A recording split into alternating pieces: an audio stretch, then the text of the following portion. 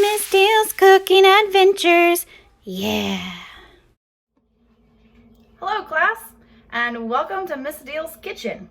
So yesterday you should have seen a video about knife safety. So today we're just going to kind of review, and I'm going to show you how to cut up some fruit. So this little knife here, you should know the name already. This is called a paring knife, P-A-R-I-N-G. And then this knife right here, this is the big one that you see on all the murder shows or horror videos. You know, they grab the big knife. You should know what this one's called. Yeah, I heard you say it at home. It's called the chef's knife. So the chef's knife is typically not used for fruit. This would be for big, hard vegetables, probably. So let's say that I have this onion. So the best knife to use for this onion is not this little bitty paring knife, but the big sturdy chef knife. Okay, so, but we're not on the vegetable unit right now, we're on the fruit unit. So I'm gonna show you this, how to cap a strawberry. Hey, move.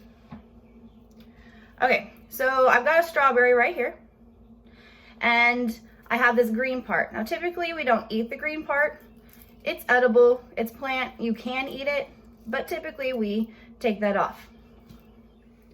So you're gonna take your cutting board and you're gonna take this strawberry, you're gonna use this paring knife. Remember, when we're cutting, that if our hand is in a claw, we are less likely to chop our fingers off, okay? So we don't want them pointed out like this. We don't wanna chop any fingers, okay? And we grasp it, the handle, with those 3 fingers, kind of pinch that blade, and the point is down. Point is down on the cutting board. And then it's that type of motion. So now if I was doing a fruit salad, I would chop this up to even smaller pieces. Okay.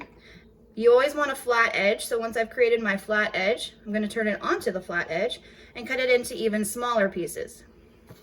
Point down. And I might even go smaller. I want them to be bite-sized, maybe about that big.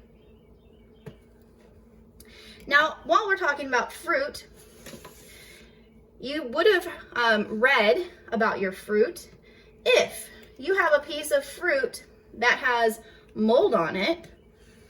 Can you cut the mold off and eat the rest of the fruit? Hopefully you said no at home, because the mold, it actually, all the little roots go throughout the entire piece of fruit. Now, what if I have a piece of fruit that only has a discolored part? I can go ahead and cut that discolored part out and then eat the rest, as long as it's not mold. Now, if it has mold on it, I throw the whole thing away.